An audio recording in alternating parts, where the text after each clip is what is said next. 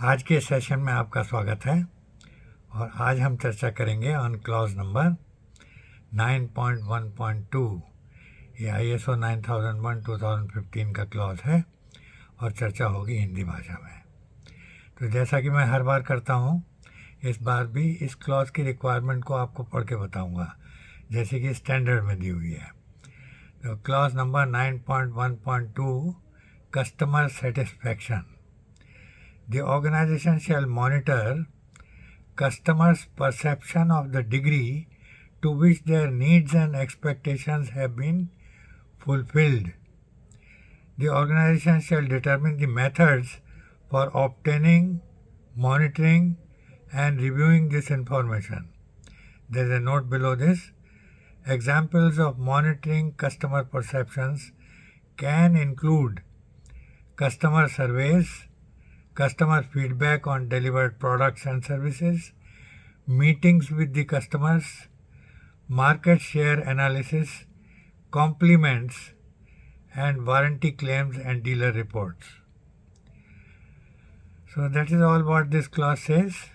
बहुत छोटा सा क्लॉज है और अब हम चर्चा करेंगे विस्तार में हिंदी में।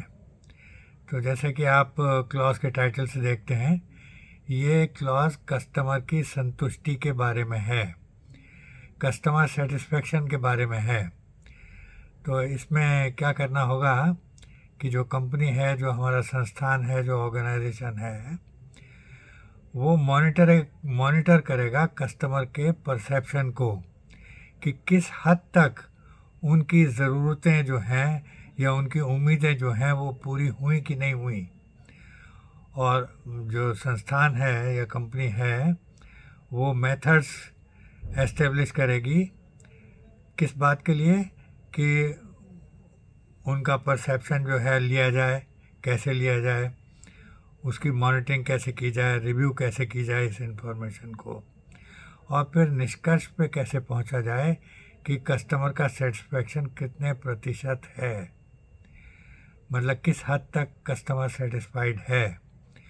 और नीचे जो नोट दिया हुआ है वो कहता है कि examples of monitoring customer satisfaction, जो इसकी एग्जाम्पल हैं उसमें कस्टमर सर्वे शामिल है कि कस्टमर्स का हम सर्वे करें और पता लगाएं कि भाई उनसे कोई क्वेश्चनर दे करके उसके जवाब ले करके और पता लगाएं कि वो कितने संतुष्ट हैं, और या फिर कोई एक फॉर्मेट बना के उनका फीडबैक लें, जो हमने प्रोडक्ट उनको दिया है उसके बारे में फीडबैक लें, जो सर्विस दी है उसके बारे में फीडबैक लें, या फिर कस्टमर से 1-to-1 मीटिंग करें, और या फिर मार्केट एनालिसिस करके कि भाई कितने लोग कहाँ से क्या चीज़ ख़रीदते हैं।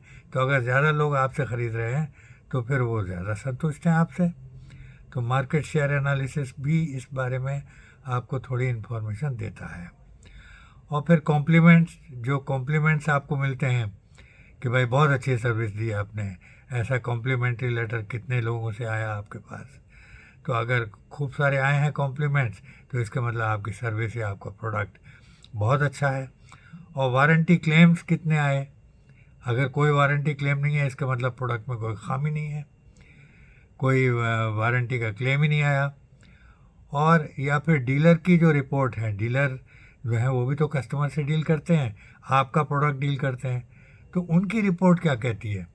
तो इन सब चीज़ों को हमें एनालाइज करके एक इस नतीजे पे पहुंचना है कि कस्टमर किस हद तक हमारे प्रोडक्ट या सर्विस से सेटिस्फाइड है, और इसको हम एक परसेंटेज के रूप में निकालते हैं कि भाई वो कस्टमर सेटिस्फेक्शन जो है वो 60% है या 70 है या 80% है या 90% है। 90 तो बहुत हाई हो गया, और अगर 50% से नीचे है तो बड़ी ख़राब बात है। ये तो सेटिस्फेक्शन जो है वो नहीं है कस्टमर को, इसका मतलब यही हुआ।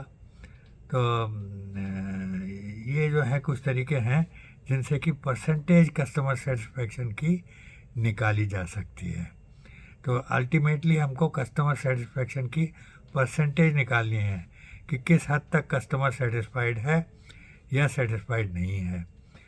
तो जैसे 80% है सेटिस्फाइड, इसका हम एक क्वालिटी ऑब्जेक्टिव भी बना सकते हैं कि भाई अभी इस पिछले 6 महीने के दौरान में हमारा कस्टमर सेटिस्फेक्शन जो था वो 80% पे था, और अब अगले 6 महीने में हम इसको बढ़ा करके 85 करेंगे या 83 करेंगे या 82 करेंगे।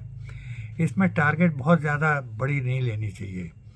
जैसे कि 80% अभी चल रहा है करंट सेटिस्फेक्शन, तो आप उसको बहुत ज़्यादा नहीं बढ़ा सकते। ऐसा नहीं कि 80 से सीधा 95 पे जंप कर गए या 80 से सीधा 90 पे जंप कर गए। तो 80 से कोशिश करिए कि 82 पे पहुँचें या 83 पे पहुँचें। इस तरीके से हर साल अगर आप बढ़ाएंगे कस्टमर सेटिस्फेक्शन को, तो आपका ऑब्जेक्टिव जो है वो पूरी तौर से सक्सेसफुल होगा। और अगर बहुत ज़्यादा अपना ऑब्जेक्टिव का टारगेट रख लेंगे तो भाई वो टारगेट पे पूरा होने वाला नहीं है। तो मेरे हिसाब से अगर कोई ऑब्जेक्टिव प्लानिंग करते हैं कस्टमर सेटिस्फेक्शन के ऊपर, तो फिर टारगेट छोटा ही रखिए। तो ये तो रहा कस्टमर सेटिस्फेक्शन के बारे में। और अब मैं आपको बता दूं कि ये क्लॉज तो छोटा सा है, आपकी मुझे उम्मीद है कि आपकी समझ में आ गया होगा।